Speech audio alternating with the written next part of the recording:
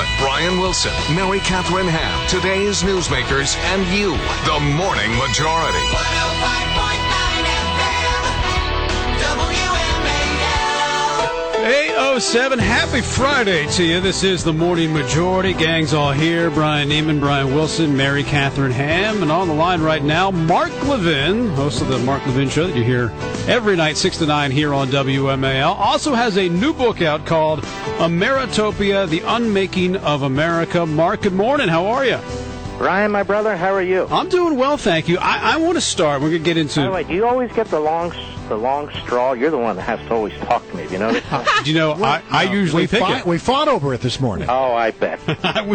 we do. And by the way, I pick up the tab all the time myself. You do? Well, then let's go to lunch. Yeah, Well, I have money, so why wouldn't I? Well, good for you. We're going to get into details of the book, but I wanted to start with a Oprah-esque question. I know that will make you happy.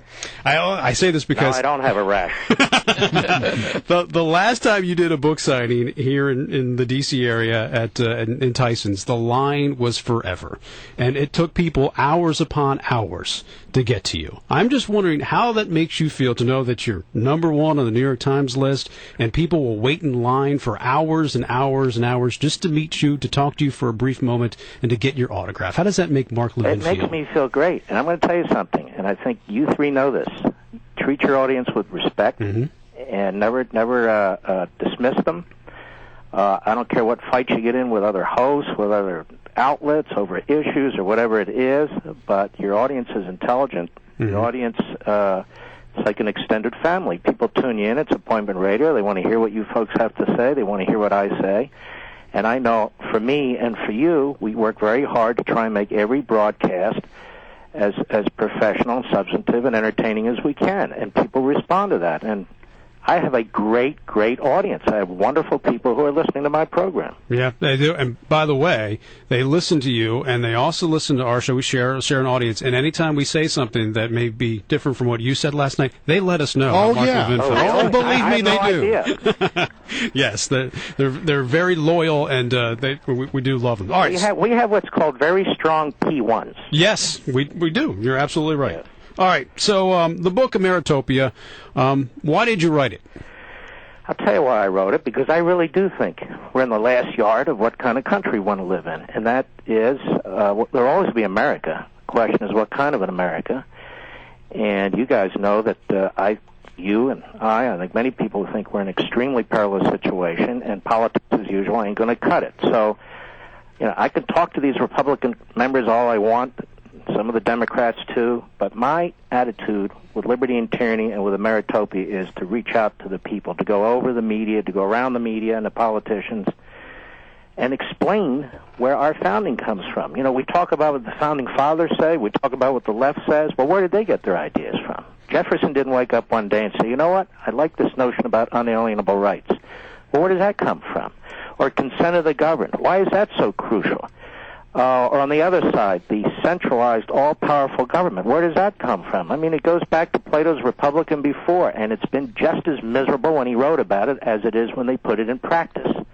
So I strongly feel that the more people who are informed about the underlying philosophies of the two views, and there are offshoots of them, of course, the better chance we have, because what's going on in this country, and has been going on for 100 years, but is really going on right now, is a change in the mindset and the psychology of the American people. That's been the target, with entitlements, with administrative coercion, with, you saw Obama's State of the Union, with his propaganda, class warfare. That's not us. That's not our heritage. That's not who we are. That's why I decided to go much deeper. Mark, I feel like your books, both of these books, Liberty and Tyranny and Ameritopia, have spoken to the desire for a lot of Americans of these sort of big ideas and visions about the future of the country and the future of how government is supposed to work. Despite the fact that there seems to be a lot of desire for it, I don't feel like we get a lot of that big idea thinking from the guys in the race right now. Is that what you sense, and why is that the case? Well, it's the nature of politics, and I'm going to give you an answer you may not like. I think a lot of this changed in Iowa. I thought early on in the primary process there was a lot more talk about principle and philosophy and about Obama, and then I think we saw 3 weeks of unrelenting ads against Gingrich, and I'm not a Gingrich guy. I'm just saying unrelenting negative personal attacks. Some of it was true, but rather than substantive. Oh, I just heard some buzzing going on. That's my big battery backup system. It's not working. Anyway, so the fact of the matter is that, and you saw it last night, and I got to say, I was proud of Rick Santorum, who finally said, you know what, guys? This has to stop because, we're not helping, we're not making the case, and I'm very concerned. I think we beat Obama if we put our principles up against his. I think we beat Obama if we explain what this country's about, and I think we lose to Obama if we get caught up in his class warfare rhetoric, and attacking each other. On that front yesterday, I couldn't help but notice that on the Drudge Report there was, what looked like a really coordinated attack against Newt Gingrich. There were stories in there about things that Rubio said about Newt, that Tom DeLay said about Newt, that Ann Coulter said about Newt. My neighbor down the street said about Newt. Elliot Abrams said about Newt, and Bob Dole said about Newt. And then they had things that Newt said when he was years ago that were apparently, so many people interpret them as slurs against Ronald Reagan. What did you think about all that? I thought it was disgusting. That was all opposition research dumped out there. And by the way, some of them are conservatives, my friends. But I served in the Reagan White House. I served outside the Reagan White House. Elliot Abramson's comments, I brought in my buddy Jeff Lord, who worked in the political director's office at the White House. They would have known if they had a big problem with Newt Gingrich. I brought him on the air last night, and I said, did you ever hear any of this? He said, not a word. They point to Reagan's diaries. Oh, he only mentions Newt once.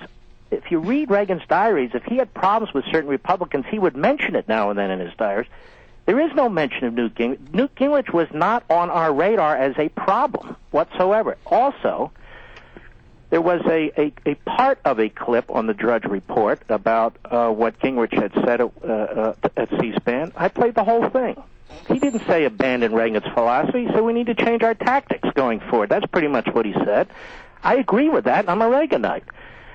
Newt does step in it. There's no question. But I went back and I got Romney's comments in 1995. I'm a progressive. I'm independent from Reagan.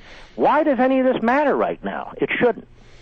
In your book, you say it is a post-constitutional America. When did that start? Well, it started in earnest with Woodrow Wilson. And Woodrow Wilson gives a speech, and I cited at some length, before he becomes president, when he's president of Princeton, where he specifically attacks the unalienable rights and individualism in the Declaration of Independence. He says, look, this is a quaint notion, but we can't run a country with all this individualist stuff. And he attacks the Constitution and balance of powers and federalism because he says, as Plato did in the Republic, he says that America is like a human body, and you can't have one organ balanced off against another, fighting with each other, or the body will die. And he makes this case for an imperial presidency. He says the presidency is to be as powerful as any one man can make it. FDR picked up the cudgel about 20 years later, and he ran wild with it, and he relied on a guy, a professor from Columbia, and I went into his writings, who just attacks over and over and over again the notion of the individual. So you cannot have a constitutional system with a limited central government, and at the same time these utopian notions where, like Obama at the State of the Union, I thought the guy was going to start throwing cash into the audience. Here's $100 for you and $100 for you, where he decides what businesses are good and they'll be subsidized, what businesses are bad and they'll be punished, what people are good and they'll get a pat on the back and they'll be taken care of, what people are bad and they need to be punished. I'm saying, the hell is this? He's the President of the United States, and by the way, there's nothing in the Constitution that empowers the President to fundamentally transform America. He's got enumerated powers, no more, no less. He wasn't going to make it rain, but he was going to make the sun come out with solar panels. But you see these jokes we're making? These are the arguments these guys make about the ocean and that we're going to end inequality and we're going to do it. No, they're not. They're not. As much as they want to reshape human beings and the nature of man, they're not going to succeed. But man will suffer because it's a very painful and miserable process, as history has told us. All right, Mark, it's always great to have you on. You're going to be, let's make this clear, you're going to be at the Barnes & Noble, 12 o'clock tomorrow at Tysons